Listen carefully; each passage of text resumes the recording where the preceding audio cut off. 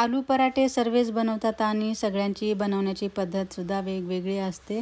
तर मी बनवते अशा पद्धतीने. तर चला मंडळी बघूया रेसिपी. नमस्कार मंडळी, कशा आहात? आणि टेस्ट ऑफ महाराष्ट्रामध्ये तुमचं सर्वांचं स्वागत आहे.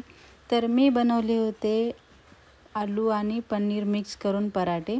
तर चला बघूया. इथे मी बटाटे चांगले धुवून घेतले, उकडून घेतले आणि सोलून त्याला मॅश करून घेतलं. आणि याचा मी आता मसाला दाखवणार आहे तुम्हाला कसा बनवला ते. हे बघा, याचं मी असं मिश्रण करून घेतलं. आणि आता इथे 7-8 हिरव्या मिरच्या, 5-6 लसणाच्या पाकळ्या, थोडंसं आलं आणि थोडीशी कोथिंबीर, थोडंसं मीठ घालून याला ठेचा बनवून घेतला याचा.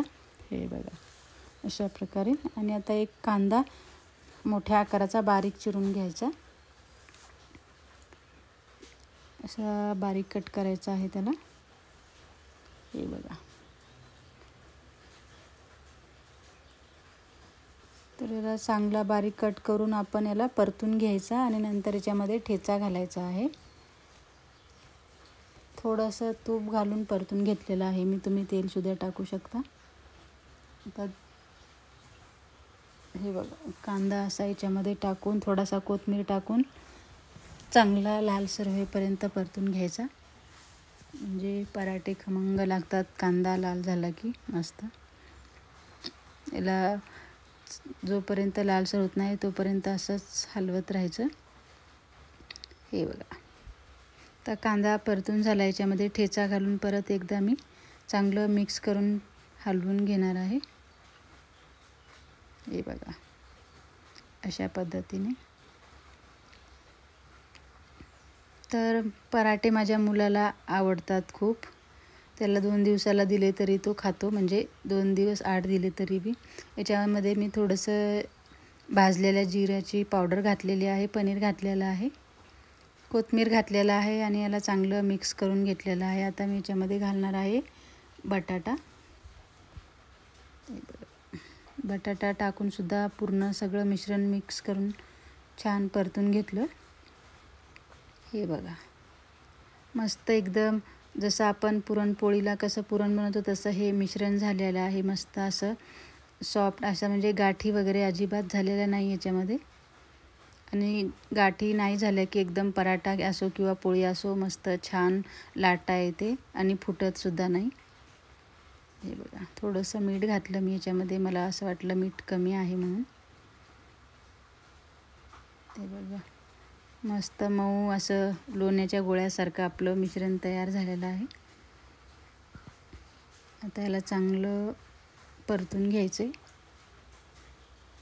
काही लोक, म्हणजे काही बायका असो किंवा कोणी असो, असं मी सुद्धा पहिला असे बनवायचे की म्हणजे मिश्रण वगैरे असं भाजून परतून घेत नव्हते. हे बघा आपलं मिश्रण तयार झालेलं आहे. याला मी एका प्लेटमध्ये काढून फ्रीजमध्ये ठेवणार आहे गार व्हायसाठी. आणि मिश्रणामध्ये तुम्ही असा अख्खा कांदा, हिरव्या मिरच्या, कोथिंबीर किंवा म्हणजे जे काही मसाले तुम्हाला घालायचे असतील, धनी पावडर, जिरं पावडर, हिंग वगैरे काही, तर तुम्ही असं वरून टाकूनसुद्धा बनवू शकता. तसेसुद्धा छान होतात. पण मी पनीर घातल्यामुळं थोडंसं फ्राय करून घेतलं याला.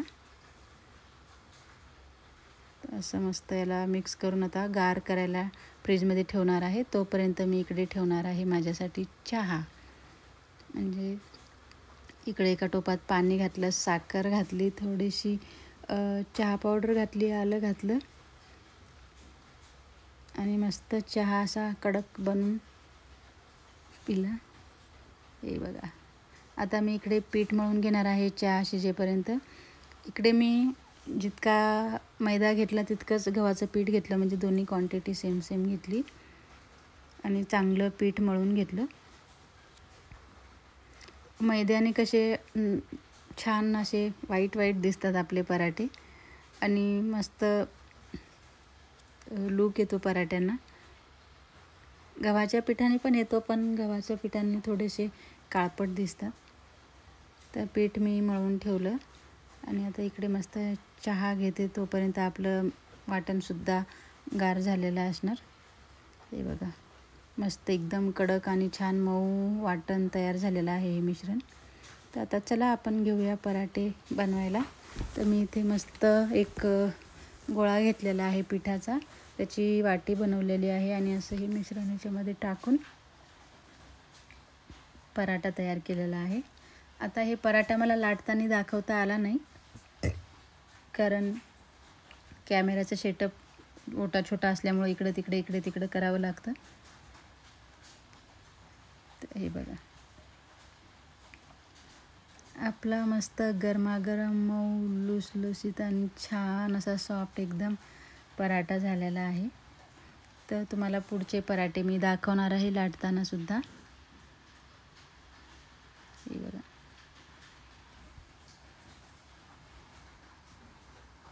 चला आता हे बघा पराठा, परत दुसरा पराठा मी तयार केलेला आहे सेम.